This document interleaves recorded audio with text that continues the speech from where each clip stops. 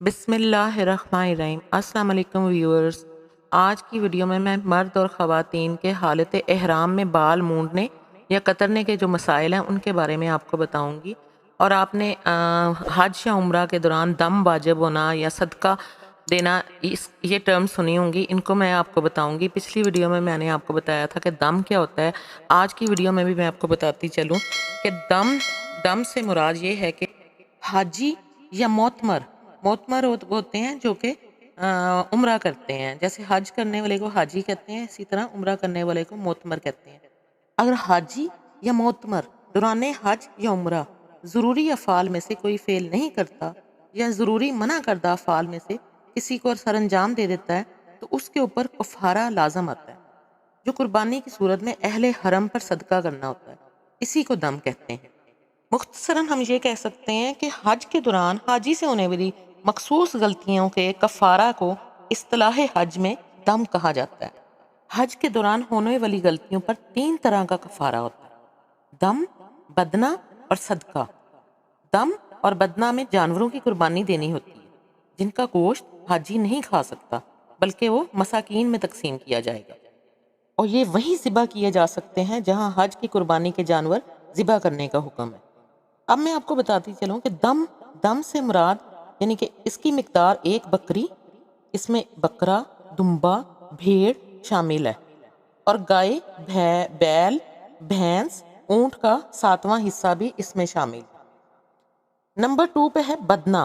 بدنہ میں اونٹ یا گائے شامل ہے۔ اس کے بعد صدقہ آتا ہے۔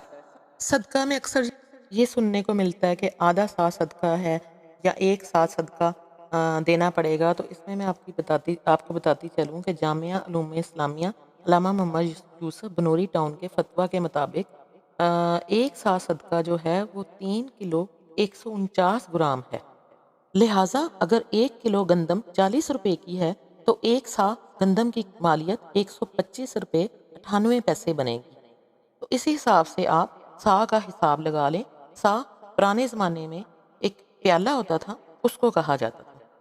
اب میں خواتین اور مرد حضرات کے بال مونڈنے اور کترنے کے مسائل جو کہ احرام میں درپیش ہو سکتے ہیں ان کے بارے میں آپ کو بتاتی ہوں کہ محرم نے اگر چوتھائی سر یا چوتھائی داڑھی یا اس سے زیادہ کے بال احرام کھولنے کے وقت سے پہلے دور کیے یا دور کروائے تو دم واجب ہوگا، اور اس سے کم میں صدقہ واجب ہوگا۔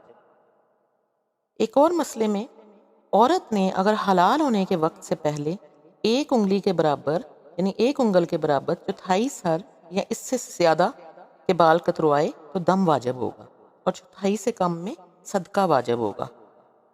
تمام گردن یا ایک پوری بغل یا زیر ناف بال کرنے سے دم واجب ہوگا، اور اس سے کم میں صدقہ واجب ہوگا۔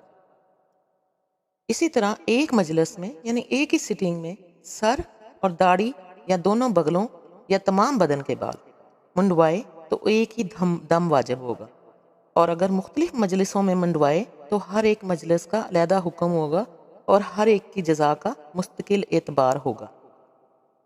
سر منڈوایا یا دم دے دیا اور اس کے بعد خدا نخواستہ داڑھی منڈوائی تو اب پھر دوسرا دم واجب ہوگا۔